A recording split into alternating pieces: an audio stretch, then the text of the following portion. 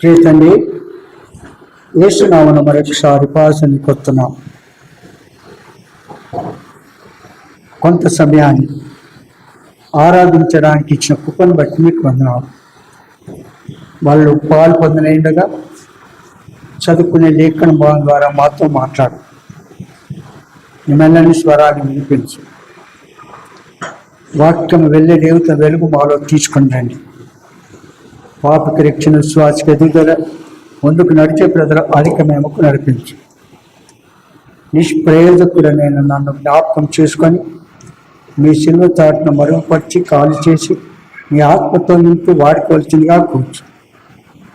సమయోచిత సాయాన్ని నాకు అనుగ్రహించి మై పొందమని యేసునామమున స్తుతించి ప్రార్థించి వేడుచున్నాము తండ్రి. ఆది కాండము 6వ అధ్యాయం 5, 6, 7 చదువుకుందాం.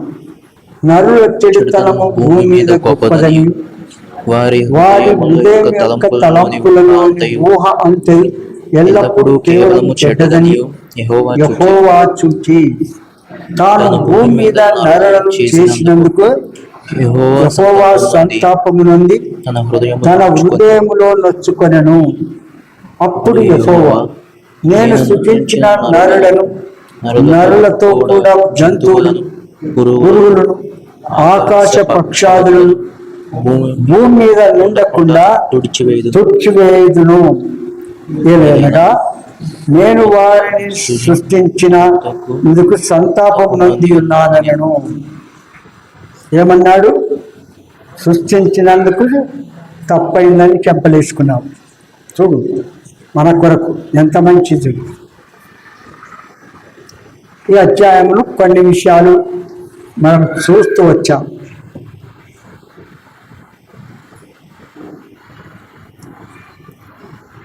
జల ప్రళయము నుండి విముక్తులైన వారు క్రీస్తు విశ్వాసుల సంగమునకు సూచన అని మనం చూసాం. ఇక్కడ జల ప్రళయం మరి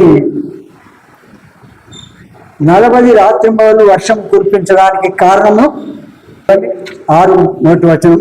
నరులు భూమి మీద విస్తరింపనారంభించిన తరువాత కుమార్తెలు వారికి పుట్టినప్పుడు దేవుని కుమారులు నరుల కుమార్తెలు చక్కని వారిని చూసావా?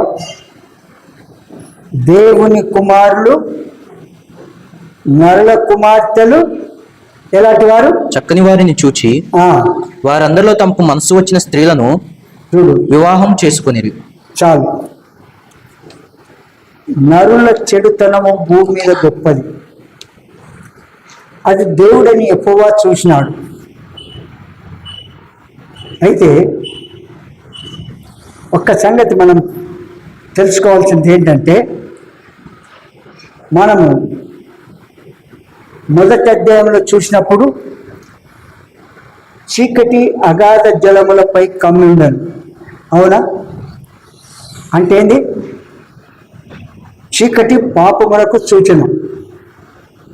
ఈ పాపము నరజాతి అంతటి మీద ఏమైంది? కమ్మి ఉండను. తలంపుల యొక్క ఊహ అంతా కేవలము మంచిది. ఏమండి? చెడ్డదా? మంచిదా చెడ్డదా మీరు ఆలోచించాలి. ఏమంటారు? ఇవన్నీ చేసినందుకు పాప ఫలితము తీర్పు. అవునా? పాపానికి వచ్చే జీతము మరణం. ఏమంటారు? ఆ తర్వాత మనం చూసిన రీతిగా ఓడల్లో ప్రవేశించిన వారు రక్తమిచ్చి కొనబడిన సంఘానికి సూచన. అవునా? గుడికొచ్చిన కనుక సంఘానికి సూచన అంటామా? ఎట్లా చెప్పండి? గుడికి అన్ని రకాల ప్రజలు వస్తారు. అవునా? రావడం కాదు, మన హృదయం అనే ఆలయం ఆ ప్రభుకు ఆలయంగా ఉండాలి. మన హృదయమైన ఆలయము ప్రభుకు ఆలయముగా ఉండాలి. ఈ అగాధ జలము చీకటి, అగాధ జలములు కమ్మి ఉన్న చీకటి ఏం చేసినాడు? వెలుగు కమ్మని పలకగా ఏమైంది? వెలుగాయను. అవునా? మాటతో ఆయన సెలవిచ్చాడు. వెలుగు పిల్లల వలె మనం ఉండాలి. ఆ ప్రభు ప్రేమించిన రీతిగా మనం ఉండాలి. కనుక ఈ ఓలాద సంఘంలో చేర్చబడిన వారు ఏ రకమైన వారు? దేవుని చేత ఏర్పాటు చేయబడిన వారు వీళ్ళు. అవునా? ఎవరితో? దేవునితో ఏర్పాటు చేయబడిన వారు. రెండవది పిలువబడిన వారు. మూడవది విశ్వాసులుగా చేయబడిరి. నాలుగవది ప్రత్యేకించబడిన వారు. చీకటిని వెలుగును వేరు చేశాడు. అవునా? చేసిందా? అంటే మన చీకటి మనలో ఉన్నటువంటి పాప నైజమంతా తొలగించి వెలుగు కమ్మని పలకగా ఏమైంది? చీకటిని తొలగించాడు, వెలుగును ఏమంటాడు? వాస్తవమైన వెలుగు కమ్మనగా వెలుగలింది. తర్వాత అంటే ప్రత్యేకించబడిన వారంగా చేపట్టాం చీకట్లో నుంచి. ఎందరైతే తమ హృదయం పాపమనే లక్ష్యం జన్మ కర్మ పాపులను ఒప్పుకొని విడిచిపెట్టి యేసు నిజమైన దేవుడు, పాపుల రక్షకుడు, సర్వలోక సృష్టికర్త, నా పాపముల కొరకు చనిపోయి తిరిగి లేచాడు అని నమ్మడమే కాదు, మన జన్మ కర్మ పాపంలో ఒప్పుకోవాలి. ప్రభా, నేను జన్మ పాపంతో కలిగిన నన్ను కర్మపాపం చేశాను, నా కొరకు క్రయధనం చెల్లించావు, సిలువలో రక్తమంతా కార్చావు, నన్ను ప్రేమించావు, శాశ్వతముగా మరణించి భూతాపం చేసి తిరిగి లేచావు, నమ్ముతున్నాను ప్రభా అని ఎందరైతే తమ పాపములు యేసు రక్తంతో కడుకొని పరిశుద్ధులుగా తీర్చబడతారో అట్టివారు ఓడ అనే సంఘంలో చేర్చబడినారో అని అర్థం. నీవు పాపములను కొనసాగించుకుంటూ ఓడలో ప్రవేశించినానంటే ఓడ నుంచి బయటకు పంపిస్తాడు. విన్నావా? ఓడలో ప్రవేశించాలంటే ఏం చేయాలి? మనం ప్రత్యేకించబడిన వారంగా ఉండాలి. Separated people. ఎట్లా? లోకంలో ఉన్న లక్షణాలు మనలో ఉండకూడదు. పాప నైతం మళ్ళీ ఒక్కరు విడిచిపెట్టిన తర్వాత మళ్ళీ పాప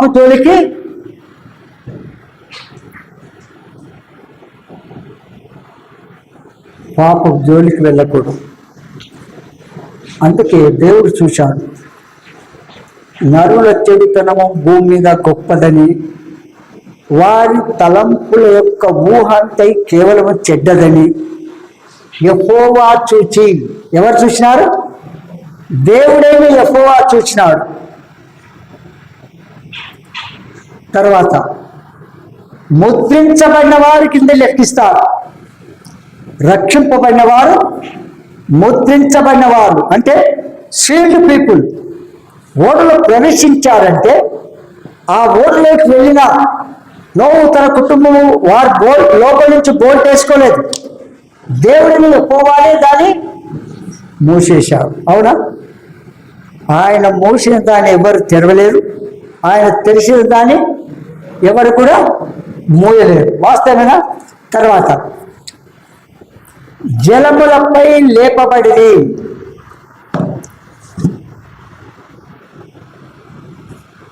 జలములపై లేపబడిది.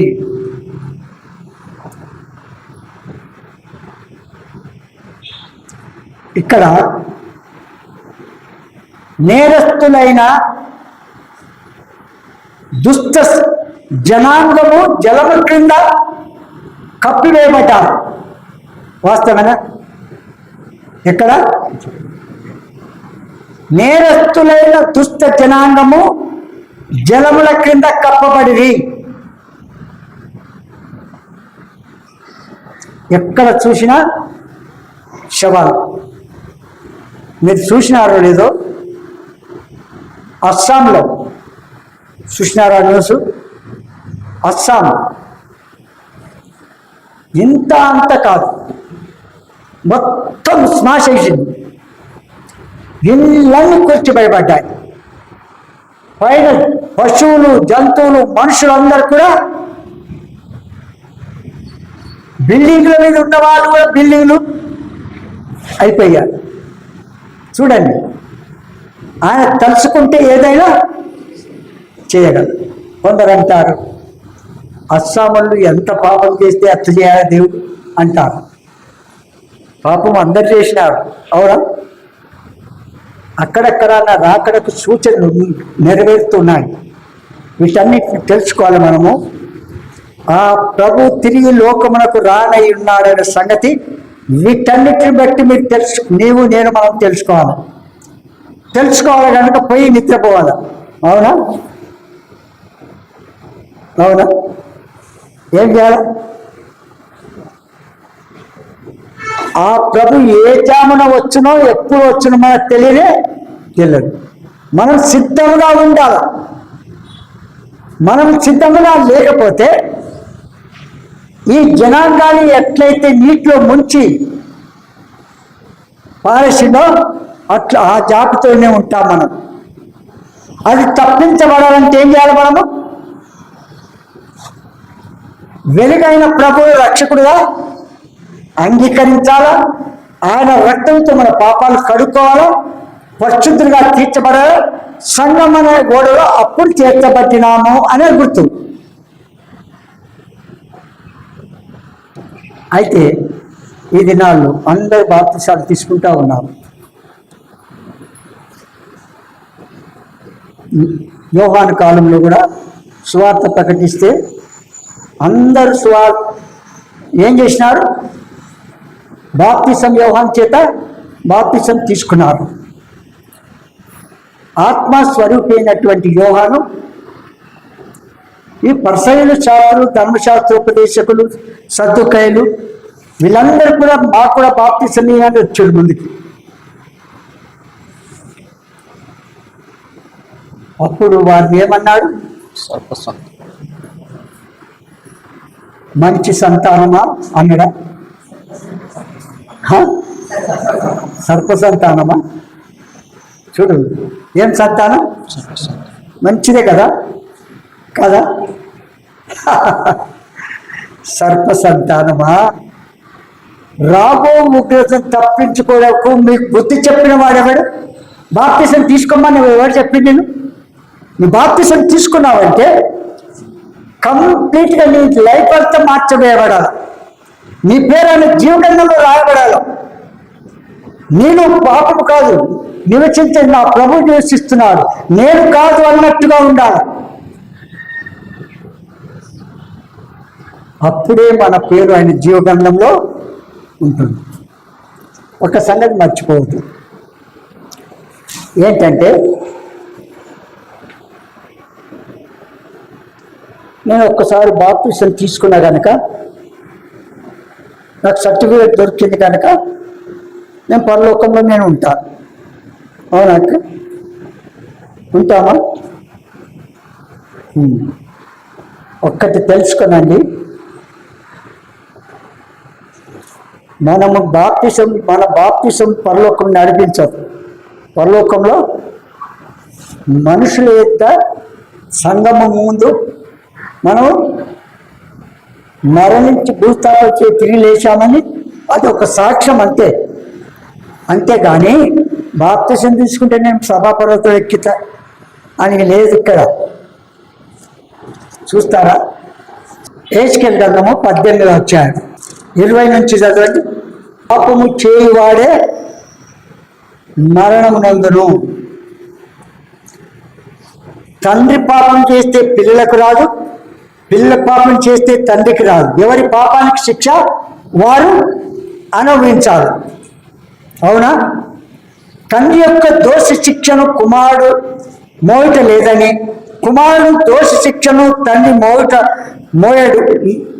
దోష శిక్షను కుమారుడు మోయడు. నీతిపరుడు తన నీతిపరునికే చెందును, దుష్టుని దుష్టత్వము ఆ దుష్టునికే చెందును. ఎవరి పాపం వారిని పట్టుకుంటుంది. అవునా? పట్టుకుంటుందా లేదా? అయ్యా నాకు తలుపుది, అయ్యా తలుపుది, అయ్యా తలుపు. జన సమూహం అంతా కూడా ఆ ఓడ షిప్ దగ్గరికి వెళ్ళి తలుపు కొడతా ఉన్నారు. కొడతా ఉంటే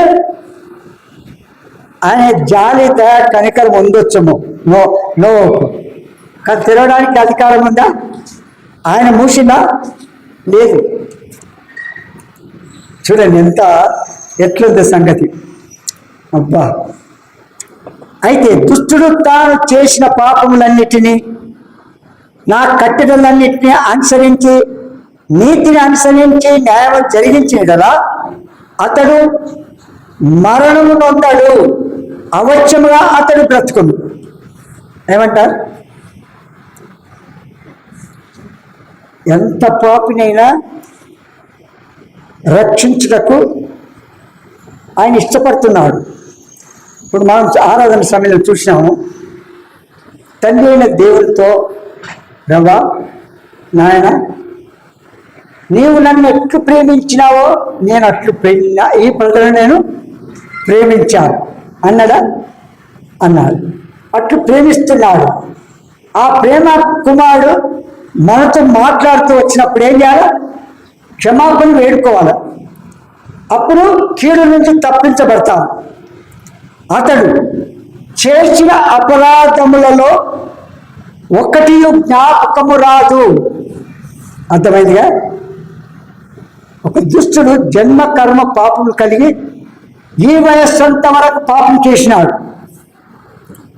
ఎప్పుడైతే ఆ ప్రభు తన నిజస్థితిని గుర్తించి పరిశుద్ధాత్మ కార్యం వాళ్ళు లోతుగా జరిగించి వాటిని ఒప్పించి విడిచిపెట్టితే, గత దినాల్లో ఎన్ని పాపాలైతే చేసినా వాటిని గుర్తు చేసుకునే చేసుకోడు.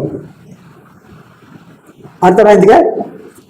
తర్వాత 23 చదవండి. దుష్టుడు మరణం నొందొచ్చు చేత, దుష్టులు మరణం నొందొచ్చు చేత నాకేమాత్రమైన సంతోషం కలుగునా. చూడండి ఎంత చక్కగా చెప్తున్నాడు. పాపులు పాపం చేసి చనిపోవటం ద్వారా నరకానికి వెళ్ళడం నాకు ఎంత మాత్రం సంతోషం లేదు. వారు తమ ప్రవర్తనను దిద్దుకొని బ్రతుకుటయే నాకు సంతోషము. దేవునికి ఏ సంతోషము? మన ప్రవర్తన సరి చేసుకోవాలి. పాపిలను గ్రహించాలా, పాపములు ఒప్పుకోవాలి, పాపాలు విడిచిపెట్టాలి. అప్పుడు దేవునికి సంతోషం. ఏమంటారు? నోవహు ఒక్కరిని మాత్రం చూసి సంతోషించాడు. ప్రపంచమంతటిని నీటితో ముంచి పారేశాడు. వారందరి ఏ లిస్టులో ఉన్నట్టు వాళ్ళు చూసుకోనండి. 24. అయితే నీతిపరుడు తన నీతిని విడిచి పాపము చేసి దుష్టులు చేయు హేయ క్రియలన్నిటిని ప్రకారము జరిగించిన ఎడల అతడు బ్రతుకున. అతడు చేసిన నీతి కార్యములు ఏమాత్రము జ్ఞాపకంలోనికి రావు. అతడు విశ్వాసఘాతకుడై చేసిన పాపము బట్టి మరణము నొందును. ఏం ఘాతకుడు? విశ్వాసఘాతకుడు అంటే ఏంటి?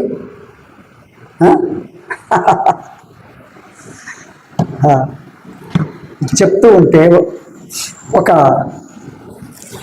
ఒక ఇన్సిడెంట్ గుర్తొస్తుంది.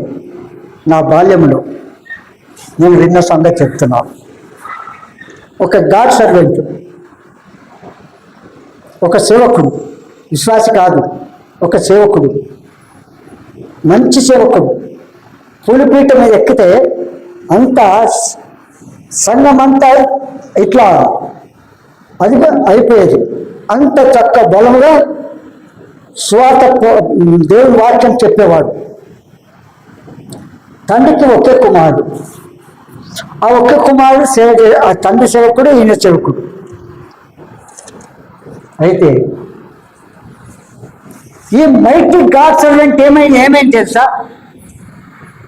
తన భార్యను విడిచిపెట్టి వేరొక వ్యక్తితో అక్రమ సంబంధాన్ని కూర్చుకున్నాడు. అప్పుడు ఏం చేస్తాడు దేవుడు? ఈ మాట చదవండి 24. అయితే నీతిపరుడు తన నీతిని విడిచి పాపము చేసి. నీతిమంతుడు తన నీతిని విడిచిపెట్టి పాపము చేసి దుష్టులు చేయు హేయ క్రియలన్నిటిని ఆ, ప్రకారము జరిగించిన ఎడల ఆ, అతడు బ్రతుకున ఇప్పుడు చెప్పండి, ఇప్పుడు చెప్పండి. మనము బాప్తిసం తీసుకున్నాం, మారు మనసు పొందినాం, మనం దేవుడి పిల్లలమయ్యాం, మళ్ళీ పాపం చేసినాం. పాపము చేసిన దాన్ని బట్టి తీర్పు ఇస్తాడా? బాప్తిసం తీసుకున్నప్పుడు ఇచ్చిన దాన్ని తీర్పిస్తాడా? ఏం చేస్తాడు చెప్పండి? ఏం చేస్తాడు? అమ్మా? పాపము చేసిన దాన్ని బట్టి. చూడండి, వాడు గత దినాలు ఎన్ని మంచి గొప్ప కార్యాలు చేసినా కూడా అవి లెక్కకు రావు. అంతము ప్రభువు లేకుండా ముగిస్తే నరకమా మోక్షమా? చెప్పండి. దేవుడు రక్షింపబడ్డాడు, బాప్తిసం తీసుకున్నాడు, ప్రార్థన లేదు, వాక్యం లేదు. నేను బాప్తిసం తీసుకున్నా అంటే ఏం ప్రయోజనమా? అది ఎక్కడికి వస్తుందా చెప్పండి? అంటే ఆజ్ఞ అతిక్రమము పాపం, అవునా? ఆజ్ఞ అతిక్రమము పాపం. నిన్ను రక్షించింది దేని కొరకు? తినడానికి, ఇచ్చిన నడవడానిక?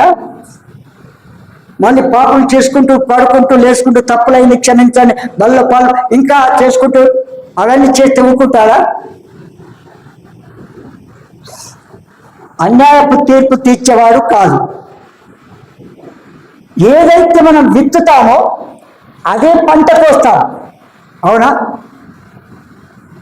ఏదైతే మనం విత్తుతామో అదే పంట కోస్తాం.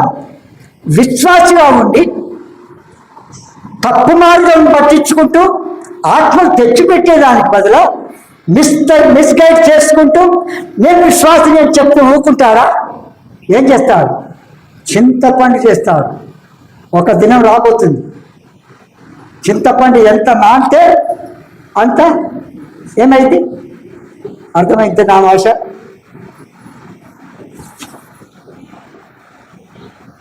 అందుకే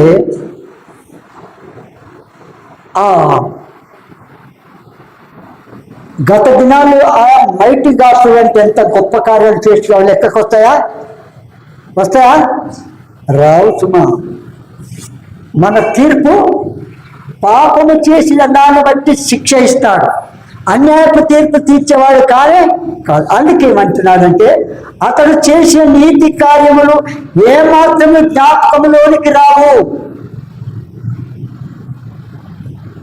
నువ్వు సర్వలోకాన్ని తీసుకొచ్చి దేవుని దగ్గర పెట్టేసి నేను పరలోకంలో ఉండు నాకు సీటు అంటే ఇస్తాడా అంటున్నా. మనం చేయరు. అతను చేసిన నీతి కార్యాలు ఏమాత్రం జ్ఞాపకంలోనికి రావు. అతడు విశ్వాసఘాతకుడై, ఏం ఘాతకుడు? విశ్వాసఘాతకుడై చేసిన పాపాలను బట్టి మరణం నందును. వాస్తవమేనా? రక్షింపబడ్డ నీవు తిరిగి పాపం చేసుకుంటూ వెళ్ళిపోతే నిన్ను పరలోకం చేరుస్తాడా? పరలోకంలో చేరుస్తాడా అంటున్నా. అందుకే అంటాడు, రాకడనే రైలు బండి వస్తున్నది, రెండో రాకడనే రైలు బండి వస్తున్నది. ఏం దీనికి వస్తుంది? అందరిని ఎక్కించుకోవడానికా? ఎవరైతే రక్షింపబడినారో వారిని తీసుకొని వెళ్ళడానికి వస్తుంది. కానీ ఏదో అందరిగా అనుకుంటున్నా. అందరికి సీట్ ఉందా?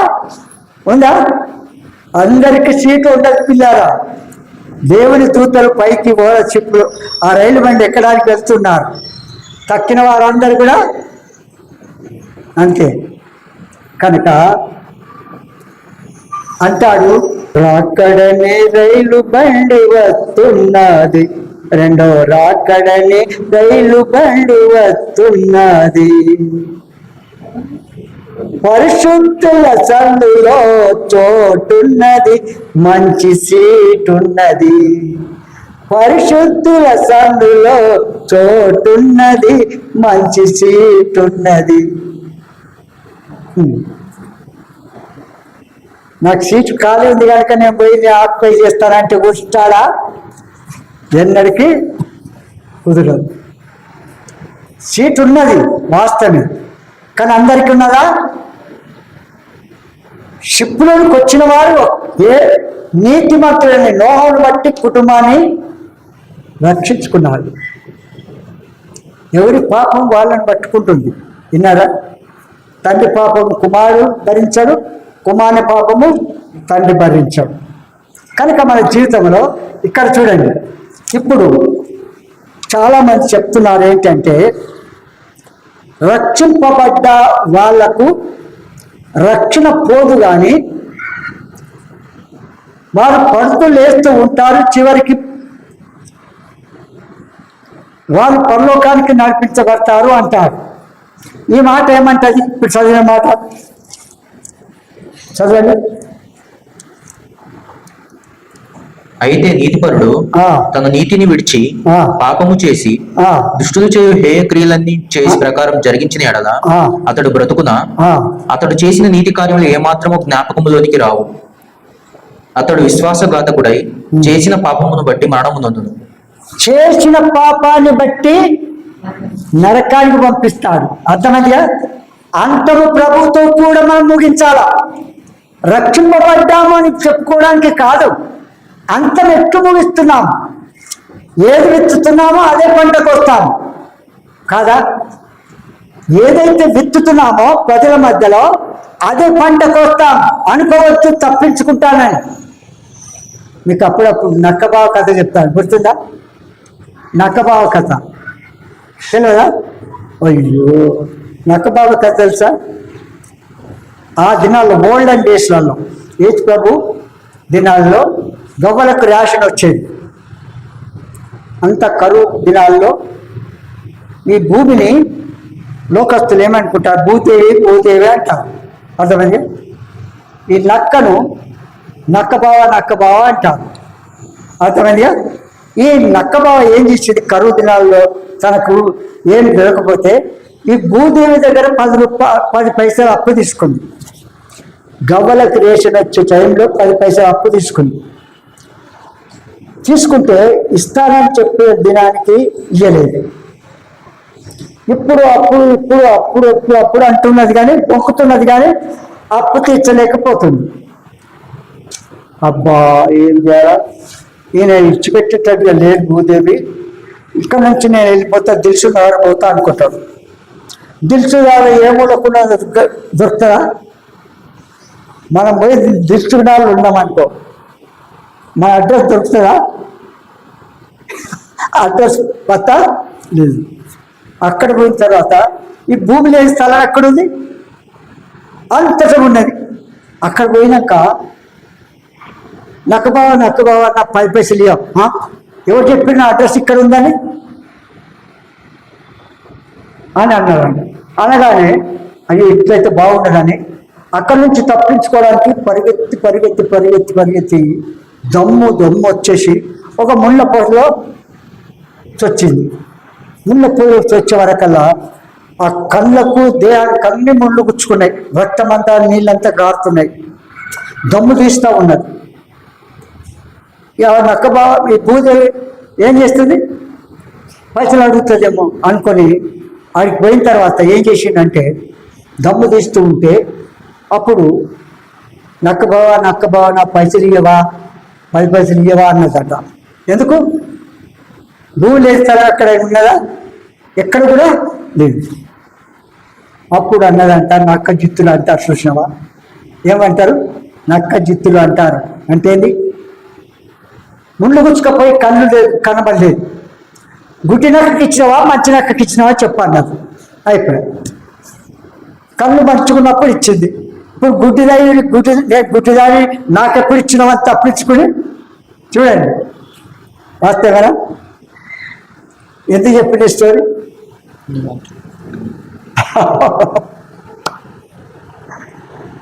నీతిమంతుడు తన నీతిని బట్టి ఏం చేస్తాడు? పాపము చేస్తే మళ్ళీ విడిచిపెట్టాడా? ఎక్కడ పోయినా పట్టుకుంటాడు. అవునా? ఏ మూలకు పోయినా పట్టుకుంటాడు. లేదంటారా? తుది చదవండి. అయితే ఆ, యెహోవా మార్గము న్యాయము కాదని ఆ. మీరు చెప్పుచున్నారు. ఆ. ఇశ్రాయేలీయులారా, ఆ. నా మాట ఆలకించుడి. ఏమరా? ఎవరు? ఇశ్రాయేలీయులారా, క్రైస్తవులారా, విశ్వాసులారా, దేవుని నమ్ముకున్న వారులారా, నా మాట ఆలకించుడు. ఏమంటాడు? నా మార్గము న్యాయమే. ఆ, ఏమంటాడు దేవుడు? నా మార్గము న్యాయము. ఆ, మీ మార్గమే కదా అన్యాయమైనది. ఆ, నీతిపరుడు ఆ. తన నీతిని విడిచి ఆ. పాపము చేసిన ఎడల ఆ. అతడు దాన్ని బట్టి మరణము నొందును. ఏం చేస్తాడట? నీతిమంతుడు తన నీతిని బట్టి పాపం చేస్తే ఏం చేస్తాడట? ఏం చేస్తాడన్నా? మరణం. ఏం చేస్తాడు? ముద్దు పెట్టుకుంటాడు. అవునా? ఆ.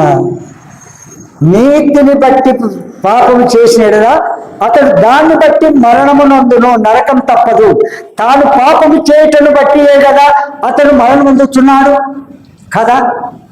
నేను బాప్తిసం తీసుకున్నా, నాకు గోల్డ్ మెడల్ దొరికింది. ఏమంటారు? దొరికిందా? బాప్తిసం మనల్ని రక్షించదు. అంతము ప్రభుత్వం ముగించాలంటే ఏం చేయాలా? ఎడతెగక ప్రార్థన చేయాలి, విసుగక ప్రార్థన చేయాలి, వ్యక్తిగతంగా కుటుంబంలో సంఘంలో ప్రార్థన చేయాలి. నేను రక్షింపబడ్డాను, నేను పైకి వెళ్తాను. వెళ్తావా? వెళ్తావా అంటున్నాను. దేవునితో సహవాసం లేకుండా, సంఘముతో లేకుండా, ఓడలు లేకుండా నువ్వు పైకి ఎక్కుతావా? ఓడ మీద ఒక కూర్చుంటావా? చెప్పండి. అది ఎన్నటికీ కాదు. అందరు జనసమూహం అంతా పరిగెత్తుతున్నారు ఓడ దిక్కు, ఆ షిప్ దిక్కు, ఓడ దిక్కు పరిగెత్తుతూ ఉంటే తలుపు కొడతా ఉన్నారు. నాకు తలుపుది, నాకు తలుపుది అంటున్నారు. ఆయన ఎక్కడ తీస్తాడు? ఆయన మూసిందా? చేసిందా? తీసిందా? ఎంత కొట్టిన లాభము ఉండదు. కనుక అన్యాయపు తీర్పు తీర్చేవాడు కాసుమా. నీతిని ఆధారం చేసుకొని పాపం చేస్తే నీ పనులకు వెళ్తావా? మనుషులు ఎక్కువ బల్ల తింటావేమో. బల్లలో తిని పాపం చేస్తే ప్రభుని అప్పగించడానికి వెళ్తున్నావని తెలుసుకోవాలి. కాదా? కాదా? ఇంకేమంటాడు? మరియు ఆ, దుష్టుడు తాను చేయించు వచ్చిన దుష్టత్వం నుండి మరలి ఆ, నీతి న్యాయమును జరిగించిన ఎడల ఆ. తన ప్రాణమును రక్షించుకొనును. చూసావా ఎంత చక్కని? పాపాత్ముడు తన పాపాలు ఒప్పుకొని విడిచిపెడితే రక్షింపబడతాడు, పరలోకానికి వెళ్తాడు. అవునా? నీతిమంతుడిని పాపం చేస్తే ఏం చేస్తాడు? అంతే. పరిశుద్ధ స్థలములో ఏమంది? సీటు ఉన్నది. అది మంచి సీటు ఉన్నదంట, మంచి సీటు అంట. కనుక మన జీవితంలో ఎలా ఉంటున్నాం? మీ పాపి పరిశుద్ధుడు కావడం ఇష్టమా? పరిశుద్ధుడు పాపి కావడం దేవునికి ఇష్టం ఏమాత్రము లేదు. కనుక చూడండి, 30వ వచనం చదవండి. కాబట్టి ఇశ్రాయేలీయులారా, ఎవరు? కాబట్టి ఇశ్రాయేలీయులారా, ప్రభు నమ్ముకున్న వాళ్ళారా, రక్షింపబడిన వాళ్ళారా, బోధించబడ వాళ్ళారా, చదవండి. ఎవని ప్రవర్తనను బట్టి ఆ. వానికి శిక్ష విధింతును. ఏం చేస్తారట? ఎవని క్రియల్లా ఫలితము వానే కియావచ్చు చున్నాను. ఇదిగో నేను వచ్చుచున్నాను, త్వరగా వచ్చుచున్నాను. ఏం చేస్తాడు? ఎవరి క్రియ ఫలితం వారికి ఈలానికి వస్తాడు. అందుకే రాకడనే రైలు బండి వస్తున్నది, రెండో రాకడనే రైలు బండి వస్తున్నది. పరిశుద్ధుల సంఘంలో చోటున్నది, మంచి సీట్ ఉన్నది. పిలుస్తున్నాడు, కానీ ఆ సీట్ ఎవరికి అవసరమో వారికే దొరుకుతుంది. ఏమంటారు? కనుక మన జీవితంలో ఏమంటాడు ఇప్పుడు చూడు. కాబట్టి ఇశ్రాయేలులారా, ఎవరి క్రియలను బట్టి వారి శిక్ష విధింతును. మనస్సు త్రిప్పుకొని మీ అక్రమములు మీకు శిక్షాకారములు కాకుండాట్లు వాటినన్నిటిని విడిచిపెట్టుడి.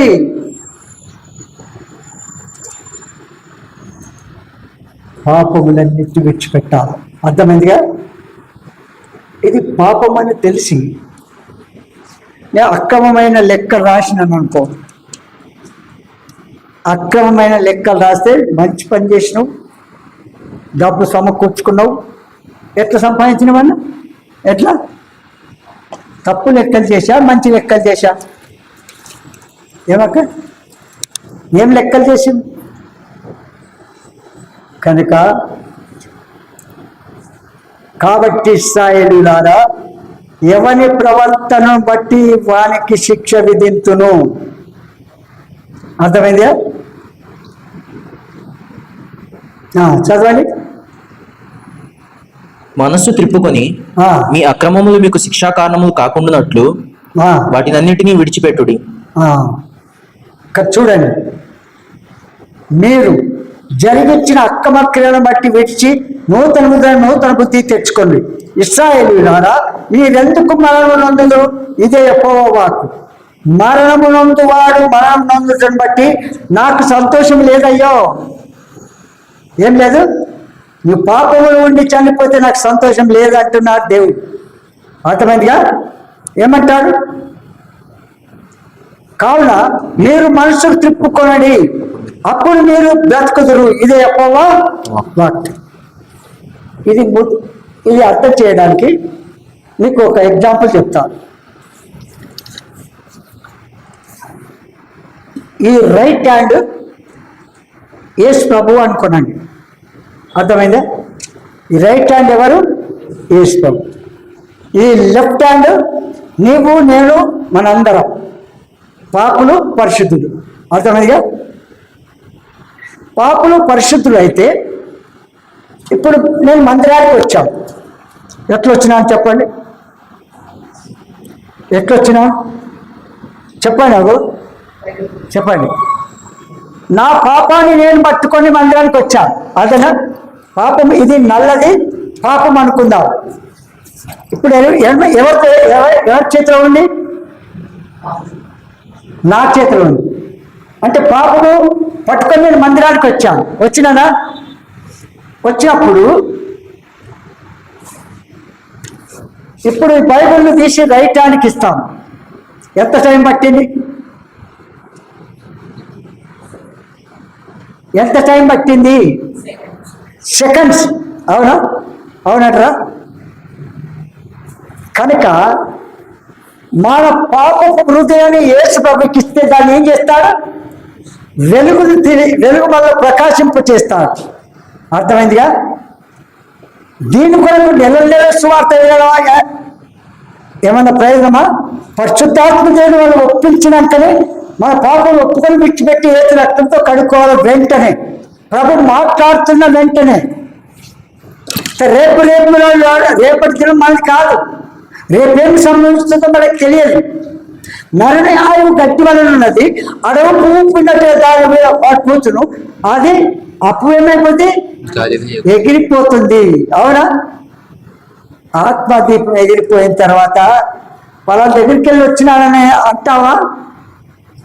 నీటి బుడ లాంటిది, సాగిపోయే నీడ లాంటిది, అప్పుడే కనబడి అప్పులో మాయమైపోయి ఆవిరి లాంటిది మన జీవితం కాదా?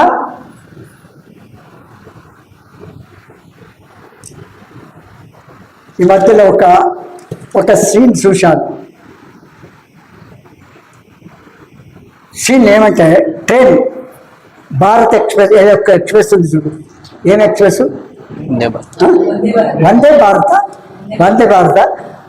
భారత్ రైలు ఎక్కి దాని స్పీడ్ ఎక్కువ ఉంటుంది, పైసలు ఎక్కువనే స్పీడ్ ఎక్కువనే. తిండి కూడా అంత ఉంటుంది. ఏమంటారు? మటన్ చికెన్ అన్ని పెడతారు. పోండి ఒకసారి. అయితే వెళ్ళిన తర్వాత ఈ డ్రైవర్ ఏం చేసిందంటే వానికి గుండె జబ్బు వచ్చి ఆ సీట్ మీదకి పక్కకు పోయిండు. ట్రైన్ నడుస్తుంది. ట్రైన్ నడుస్తుంది, స్టేట్ మీదకి వెళ్ళి పక్కకి వాడు పడిపోయాడు, మరి కూర్చున్నాడో తెలియదు. ఆ డోర్ ఓపెన్ చేయాలి, వాడి డోర్ క్లోజ్ ఉంటుంది. ఆ డోర్ ఓపెన్ చేసి బయటకు వచ్చాడుగా, ఏమైందో తెలియదు. ఒక్క వ్యక్తి ఆడపిల్ల ఒక వ్యక్తి ట్రైన్ ఎట్లా కదులుతుంది, స్ట్రేట్గా వెళ్ళడం లేదు, ఏం జరిగిపోయిందని ఆ ట్రైన్ మీద అదే బోగిల మీద పరిగెత్తుకుంటూ వెళ్ళి ఆ డోర్ ఓపెన్ చేసి చూస్తే వీడు పక్కకు పడ్డాడు. ట్రైన్ నడుస్తుంది. ఇక ఈ ఆడమనిషి ఆ సడన్ బ్రేక్ ఉంటుంది, ఆ బ్రేక్ తీసి ఆపే వరకల్లా స్లోగా ఆగిపోయింది. ప్రజలందరినీ రక్షించారు. కిందకొచ్చి ఆమెకి ఎంత విశేషం, మమ్మల్ని అందరినీ, లేకపోతే ట్రైన్ ఉంటుందా, ఎక్కడ కొట్టుకుంటుందో అందరు చేస్తారు. అవునా? ఆ మహాదేవుడు మనందరినీ రక్షించడానికి తన ప్రాణమును ఇవ్వడానికి వెనకాడలేదు. అవునా? ఆ అమ్మాయి ఒకటి ఆ బ్రేక్ ఎట్లు తిప్పాలో కొద్దిగా వచ్చు కనుక తిప్పి బ్రేక్ వేసింది, అందరినీ రక్షించింది. అలా కనుక మనం ప్రజలను రక్షిస్తున్నామా, లేకపోతే రక్షింపబడిన వారిని మిస్గైడ్ చేస్తున్నామా? ఏది విత్తితే ఆ పంట కొయ్యకుండా మనం తప్పదు. ఏమని చేసుకోండి, పాప ఫలితము మరణం సుమా.